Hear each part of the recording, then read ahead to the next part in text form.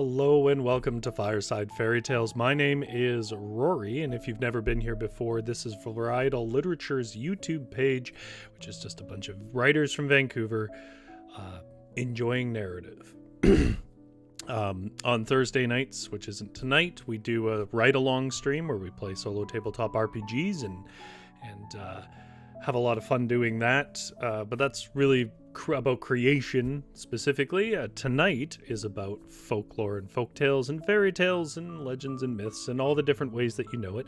And those are all different things with distinct origins and styles, but nonetheless, that is what we're reading tonight. And specifically, we're reading one story tonight from Celtic Fairy Tales called The Lad with the Goatskin, which is about a giant who does some combat in unusual ways.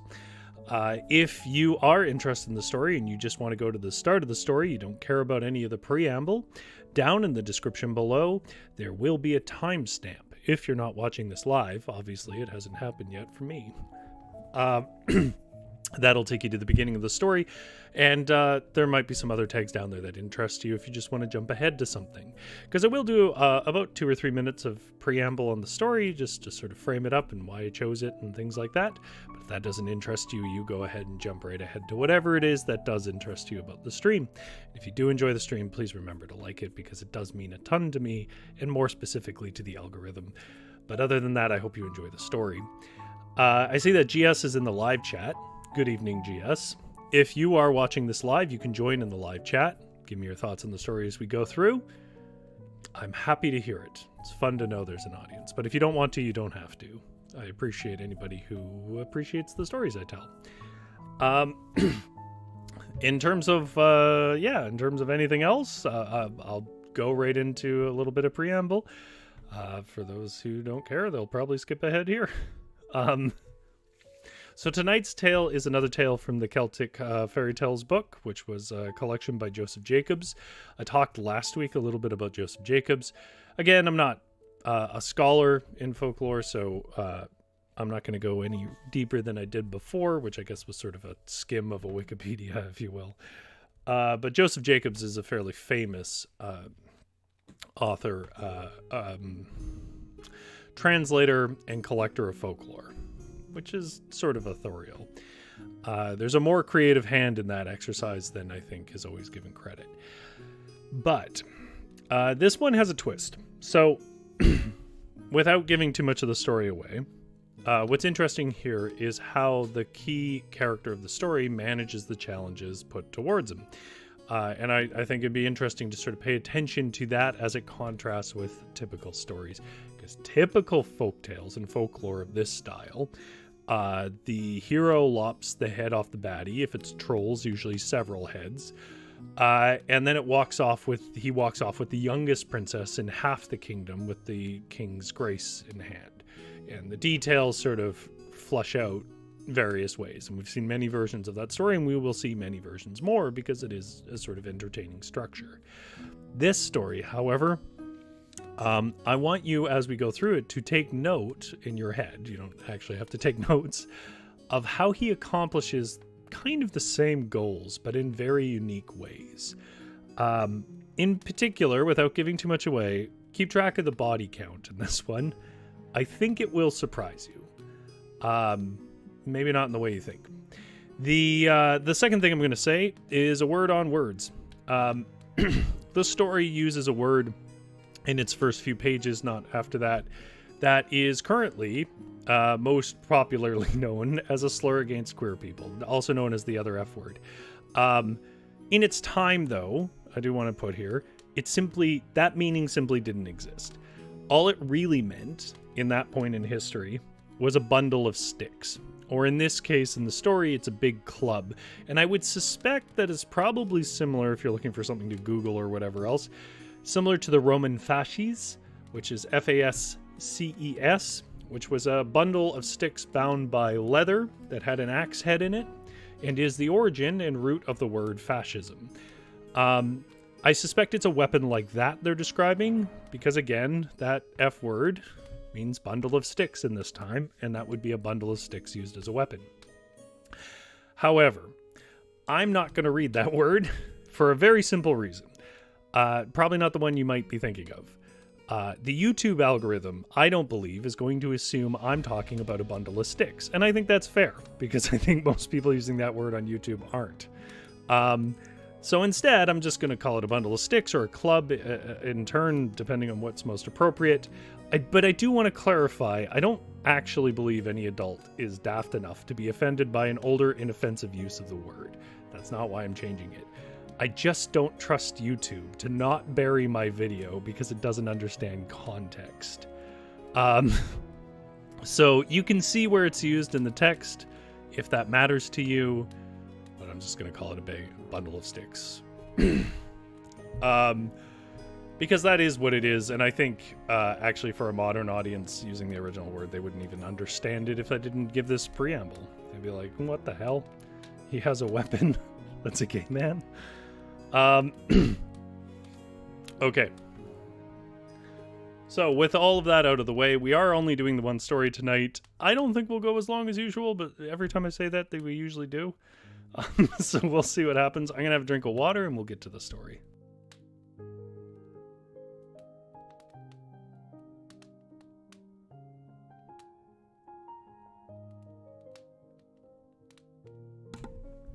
GS says, okay, just spell it then. I mean, I guess I could, but honestly, I think the story just works better saying bundle of sticks. Okay.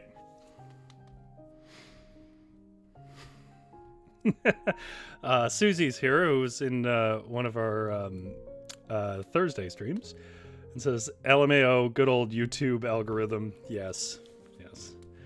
The brainless slave driver that we barely understand. Okay, let me take down the fireplace volume. And I'm actually going to take the music volume down a bit. And we're going to... Also, let me know if any of the sound is a bit much.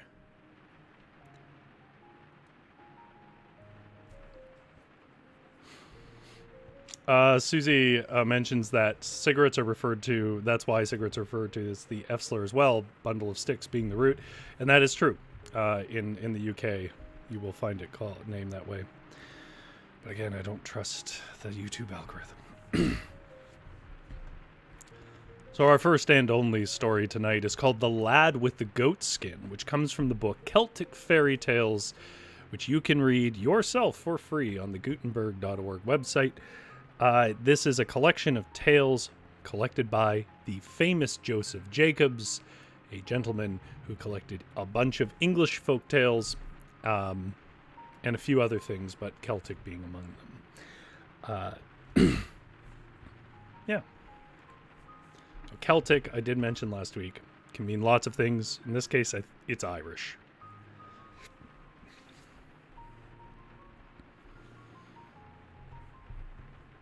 Long ago, a poor widow woman lived down near the Iron Forge by Enniscorth.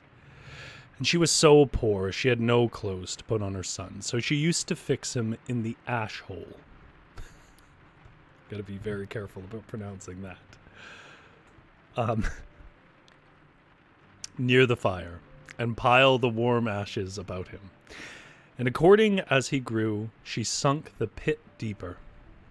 At last, by hook or crook, she got a goat skin and fastened it around his waist, and he felt quite grand.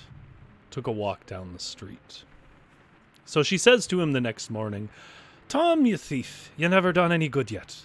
You're 6 foot high, like me, and past 19, also like me. Take that rope and bring me a bundle from the wood." "Never say it twice, mother," said Tom. "Here goes."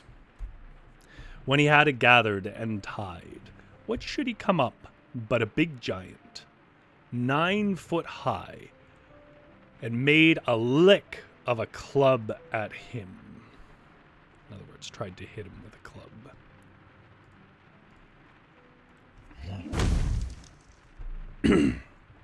Well, become Tom, he jumped to one side, and picked up a ram pike, and on the first crack he gave the fellow, he made him kiss the clod. If ye have e'er a prayer, says Tom, now's the time to say it before I make fragments of you.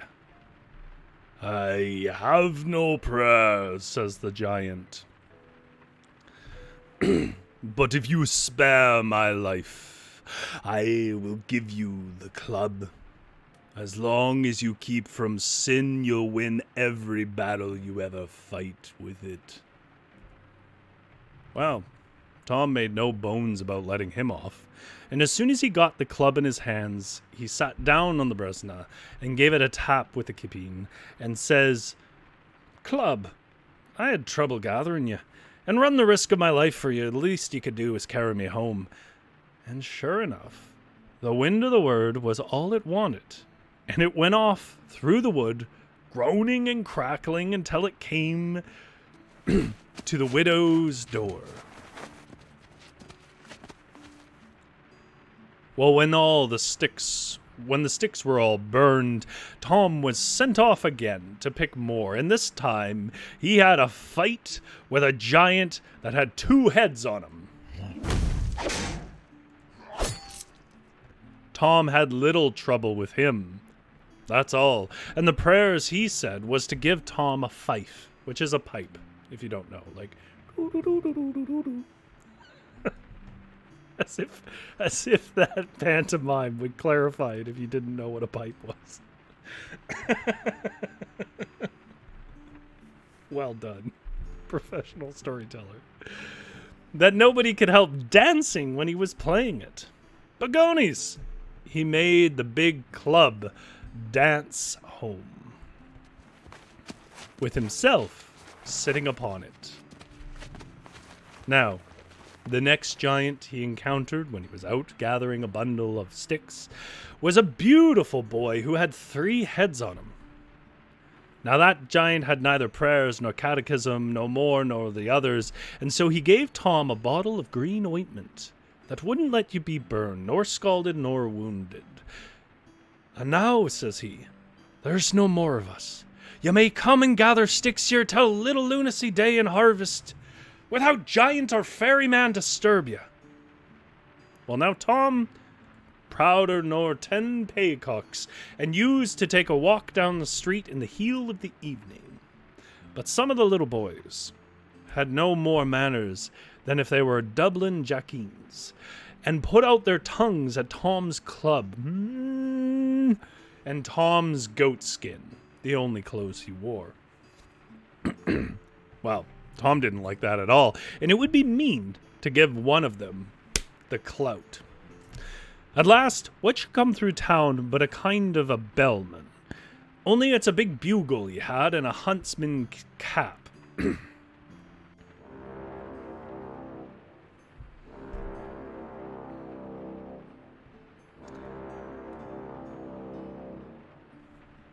On his head and a kind of painted shirt.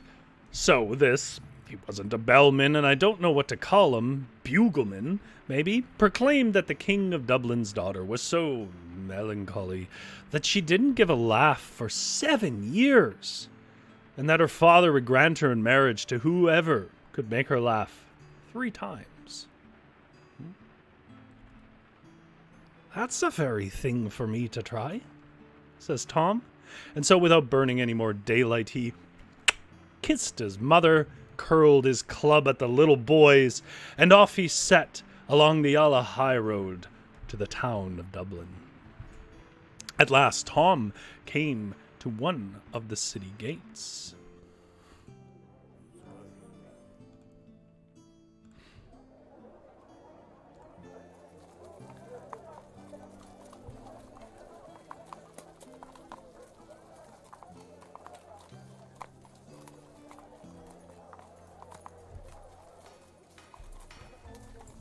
Out in the city of Dublin, of course.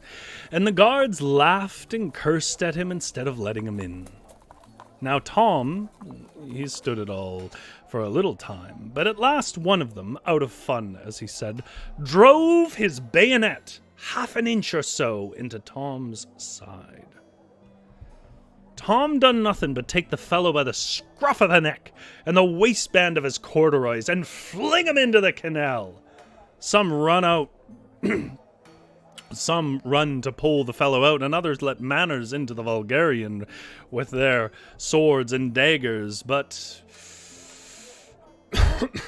pardon me.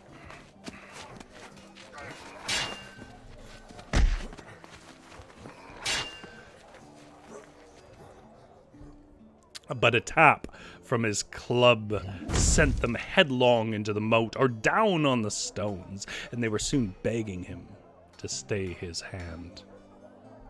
So at last, one of them was glad enough to show Tom the way to the palace yard.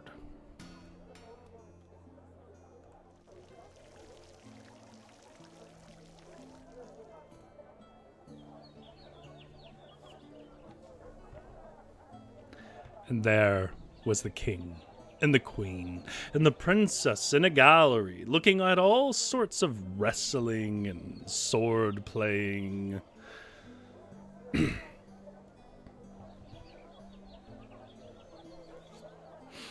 And long dances and mumming, all to please the princess, but not a smile came over her handsome face. Well, they all stopped when they'd seen the young giant with his boy's face and long black hair and his short, curly beard, for his poor mother couldn't afford a razor. Whoop. And his great strong arms and bare legs, and no covering but the goatskin that reached from his waist to his knees, but an envious, wizened bit of a fellow, with a red head that wished to be married to the princess and didn't like how she opened her eyes at Tom, came forward and asked Tom his business snappishly. "My business," says Tom, "is to make the beautiful princess, God bless her, laugh 3 times. Do you see all the merry fellows and skilled swordsmen?"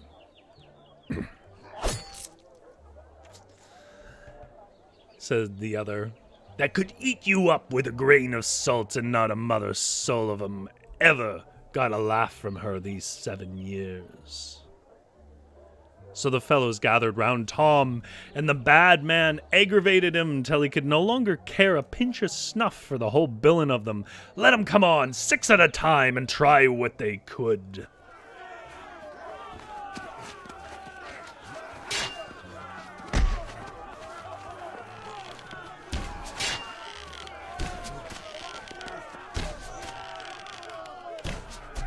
And the king, who was too far off to hear what they were saying, asked what the stranger wanted. "He wants," said the red-headed fellow, "to make hares of your best men." "Oh," says the king, "if that's the way, let one of 'em turn out and try his mettle." So one stood forward with sword and pot lid and made a cut at Tom. He struck the fellow's elbow with the club, and up over their heads he flew the sword, and down went the owner of it on the gravel with a thump he got from the helmet. Another took his place, and another, and another.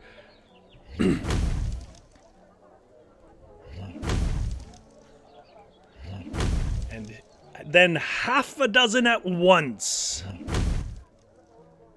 And Tom sent their swords, helmets, shields, bodies rolling over, and themselves bawling out that they were killed and disabled and damaged, and rubbing their poor elbows and hips and limping away. He made a regular baseball game out of their heads. Tom contrived, though, not to kill anyone, despite their claims otherwise. And the princess was so amused by this showing that she let a great sweet laugh out of her that was heard over all the yard, the first in 7 years. "King of Dublin," says Tom, "I've quarter your daughter." And the king didn't know whether he was glad or sorry, and all the blood in the princess's heart run into her cheeks. So there was no more fighting that day.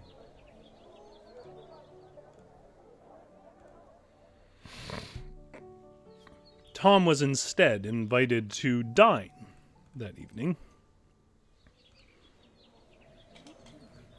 with the royal family. And it was the next day that Redhead told Tom of a wolf, size of a yearling heifer, which is like a big deer, I believe, that used to be serenading about the walls and eating people and cattle.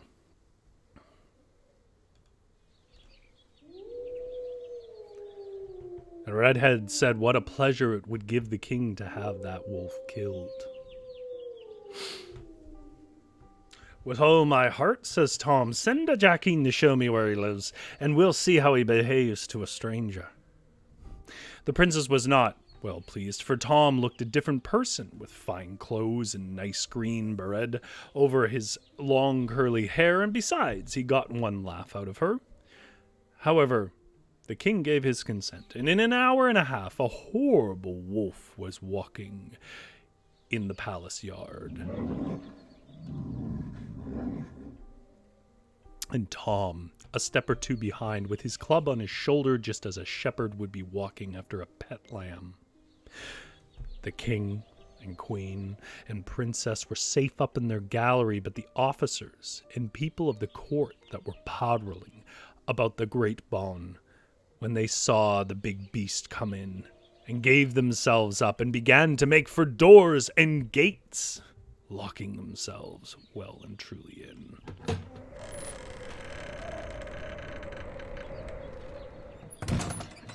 But the wolf licked his chops, as if he was saying, "Wouldn't I enjoy a breakfast of a couple of you?" And the king shouted, "Oh, Tom, with the goatskin, take away that terrible wolf, and you must have all my daughter." I think the king's going to be a liar. But Tom didn't mind that wolf a bit. He pulled out his flute, the one that he was granted by the second giant, and began to play like Vengeance. And Dickens, a man or boy in the yard, but began shoveling away heel and toe. The wolf himself was obliged to get on its hind legs and dance Tatherjack Walsh along with the rest. And if you want to imagine this, imagine a wolf doing the river dance. A good deal of people got inside and shut the doors that way the hairy fellow wouldn't pin them, but Tom kept playing. And outsiders kept dancing and shouting, and the wolf kept dancing and roaring with pain in his legs that they were now giving him cramping from the constant dancing. And all the time he had his eyes on Redhead, who was shut out, along with the rest, with him and the wolf in the courtyard. Wherever Redhead went, the wolf followed and kept one eye on him and the other on Tom, who played his fife, to see if he would give him leave to eat him. But Tom shook his head and never stopped the tune, and Redhead never stopped dancing and bawling, and the wolf dancing and roaring. One leg up and the other down, he was ready to drop out of his standing from fair tiresomeness, when the princess had seen that there were no fear of anyone being killed. She was so diverted by the stew that Redhead was in that she gave another great laugh. And well become Tom, out he cried, "King of Dublin, I got 2 halves of your daughter now." "Oh, halves or alls, put away that devil of a wolf and we'll see about it." See? Kings are liars. So Tom put his flute in his pocket, and says he to the beast that was sitting on his curabingo, I'm sure that's not how that's pronounced, ready to faint, "Walk off to your mountain, my fine fellow, and live like a respectable beast. If I ever find you come within 7 miles of any town, I'll..." And he said no more, but he spit in his fist and gave a flourish of his club. and it was all the poor devil of a wolf wanted. He put his tail between his legs, took to his pumps without looking at a man or mortal, neither sun, moon, or stars ever saw sight of him again in Dublin. At dinner, everyone laughed.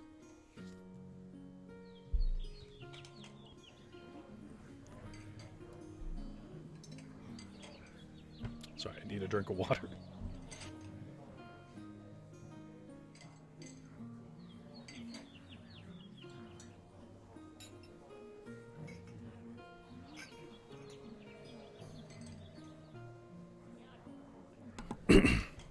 Pardon me, I had a catch in my throat there.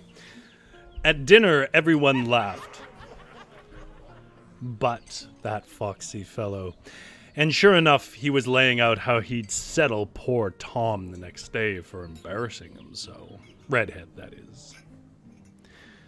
Well, to be sure, says he, King of Dublin, you are in luck. There's the Danes murdering us to no end. Deuce run to Lusk with them. And if any one of them can save us from him, it is this gentleman with the goatskin. There is a flail hanging on a collar beam, but it be in hell, and neither Dane nor devil can stand before it. So, says Tom to the king, will you let me have the other half of the princess if I bring you the flail? No, no, says the princess, I'd rather never be your wife than see you in that danger. But Redhead whispered and nudged Tom about how shabby it would look to renege on the adventure. So he asked which way he was to go, and Redhead was all too eager to direct him, for it was hell after all. Well, as soon as he could, Tom got up to travel.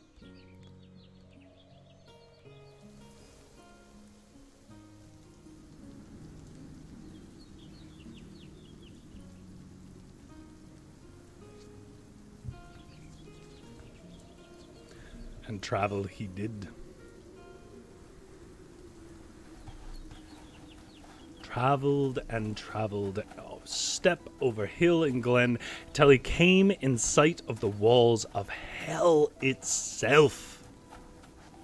And but before he knocked at the gates, he remembered to rub himself over with a greenish ointment.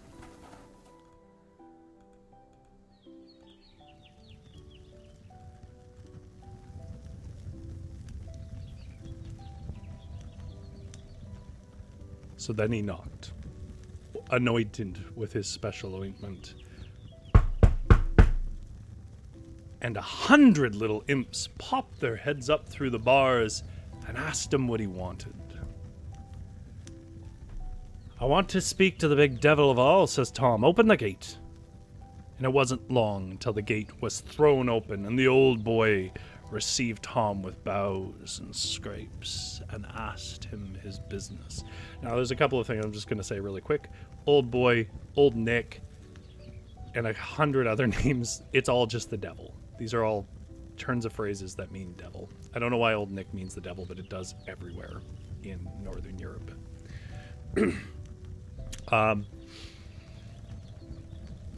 My business isn't much, says Tom.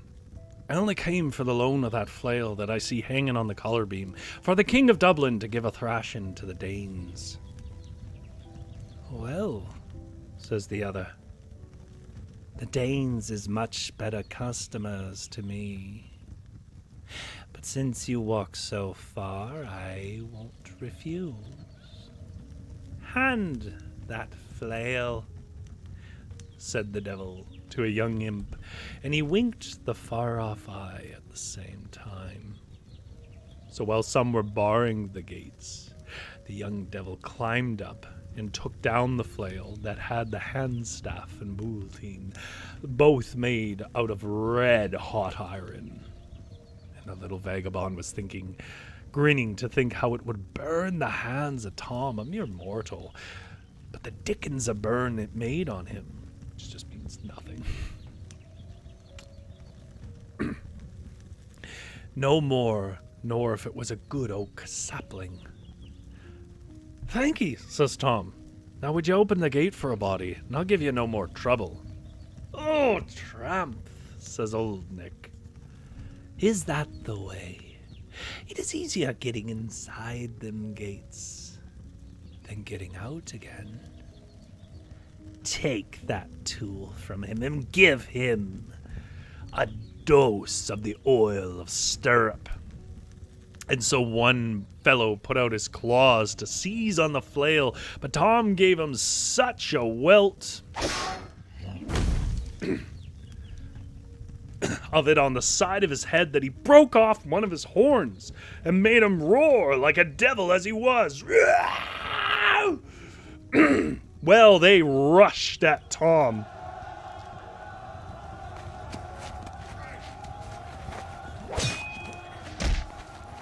And made, but he gave them little and big such a thrashing as they didn't forget for a while. And at last, says the old thief of old, rubbing his elbows, let the fool out! Woe to whoever lets him in again, great or small! So out marched Tom. And away with him, without minding the shouting and cursing they kept up at him from the tops of the walls. And when he got home to that big bawn of the palace, there never was such running and racing as to see himself in the flail. And when he had his story told, he laid down the flail on the stone steps and bid no one for their lives to touch it. If the king and queen and princess made much of him before, they made 10 times more of him now.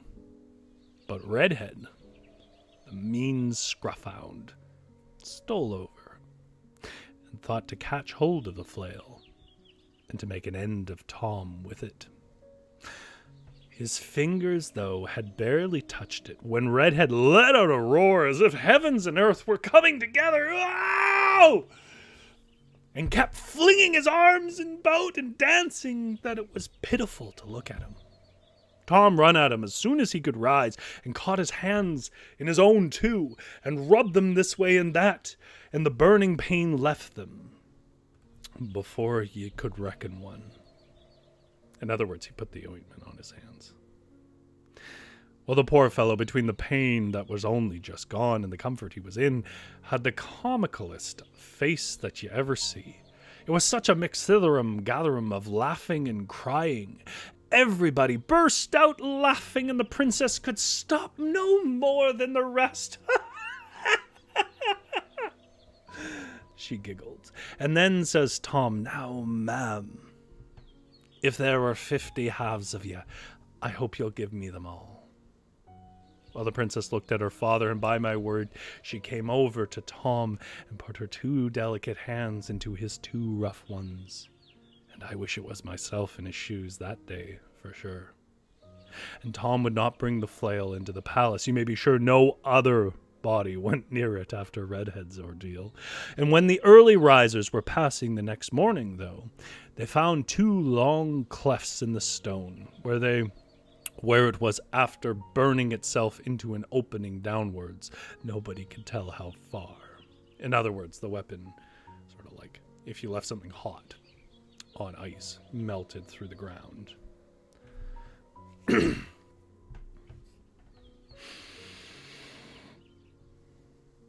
But a messenger came in at noon and said that the Danes were so frightened when they heard of the flail coming into Dublin that they got into their ships and sailed away, those dreadful Danes. I mean, it's a different time, but it's just hard to imagine the Danish being all that threatening compared to now. Well, I suppose before they were married, Tom got some man, like Pat Mara of Tomine, to learn him the principles of politeness, fluxions, gunnery, fortification, decimal fractions, practice in the rule of 3 direct, the way he'd be able to keep up a conversation with the royal family. Whether he ever lost his time learning them sciences, I'm not sure, but it's as sure as fate that his mother never more saw any want till the end of her days. Also, it ends on this line, I do not understand the context of this in the story, but this is not an unusual thing for like folklore and fairy tale collections to add weird editorial lines to the end of things. This one says, man or woman, boy or girl that reads what follows 3 times shall fall asleep in 100 years. John D. Batten drew this August 20th, 1801. Good night. Say it 3 times. Tell me if you sleep 100 years. Mixitharum gatherum, that is a good one, GS says. I'll be honest, I don't quite know what it specifically means, but I understand it in context. And I say there is a discussion here about the use of handsome and beautiful and how it's changed over time, because the story describes the princess as being handsome. I will say that princesses still get described as beautiful, but handsome, yeah, was still a somewhat common thing. I will say that the word choicing of its time is probably tied more to its translator at the time. Translator's time, rather, which is, or collector in this case, which would have been sort of the turn of the century. But nonetheless, yeah, I think we could loosen up on the use of the word handsome. It's a good word. It applies in many settings. Susie continued, it's interesting to me that the use of those words aren't gendered the way they are now. Nowadays, people usually describe a woman as handsome, for example. Yeah, I don't understand the gendering of words in general. Like, I remember trying to learn French, and for many years, I'm okay with it. Certainly not fluent, but nonetheless, there's a bunch of sort of genders given to words. I realize this is a different sense of the word gendered somewhat. But I remember asking my French teacher, I was like, why are these gendered? What does this accomplish? And she said nothing. It's just the way it is. Which I guess could be said for a lot of things about gender. That's our one story tonight. So I am going to go to our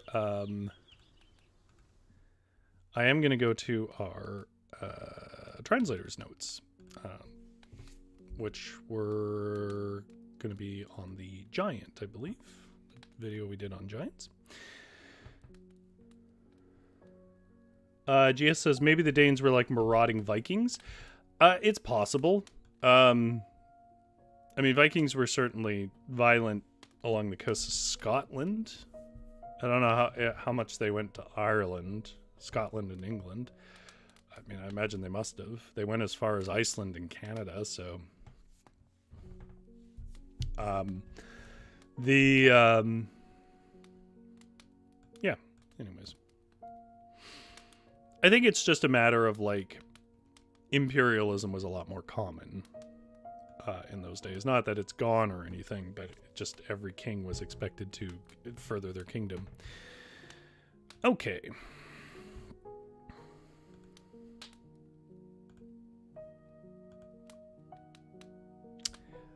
This section of the show is called Translator's Notes. The reason you're seeing a screen and not my face is to make it clear that these words come from the translator of one of our tales and not myself. And tonight's Translator's Notes come from Jürgen Hubert, who we've read quite a few stories from his collection Sunken Castles Evil Poodles.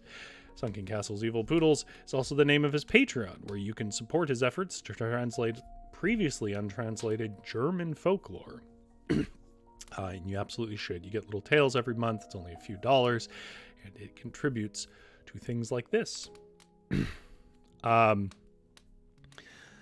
Nonetheless, Jürgen is contemporary. He's alive right now, and regularly comes and watches and comments on the videos. And these are some comments from a video that was about... actually, this might have been about... Yeah, this was about giants. That's right. In that video, I read quite a few stories from Jürgen, but I also read a story from Yeats, and that forms the first part of the comment. So, on to Jürgen's word.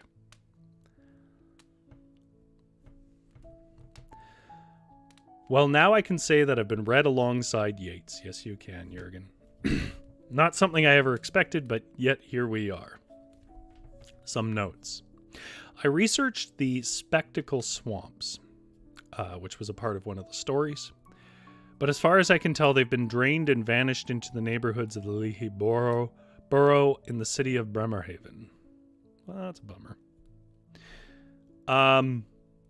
I do enjoy stories that imbue the landscape with supernatural significance. I had mentioned, this is Rory speaking, I had mentioned that I particularly like that conclusion to stories where it's to explain something.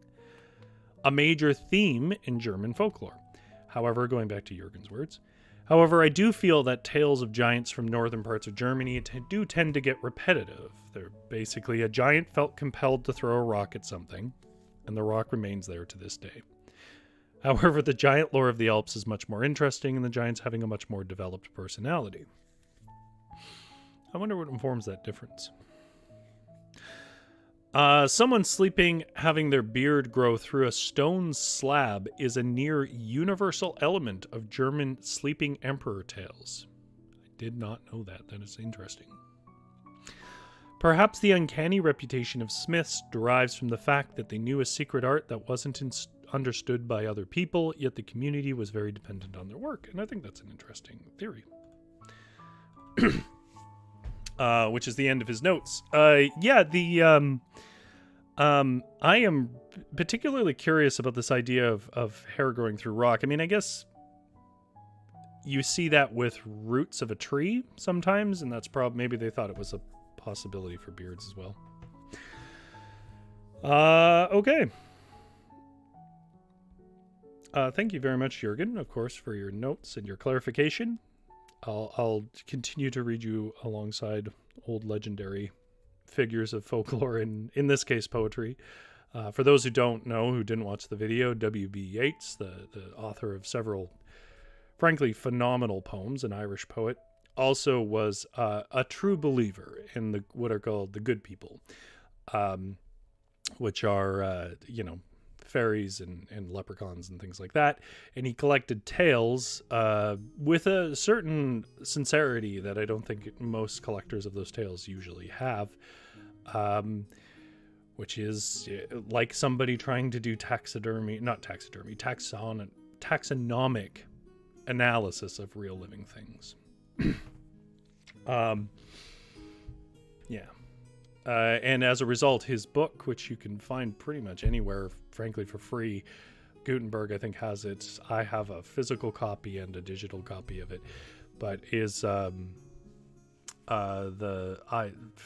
Fairy Tales and Folklore of the Irish Peasantry, or something to that effect is what it's called.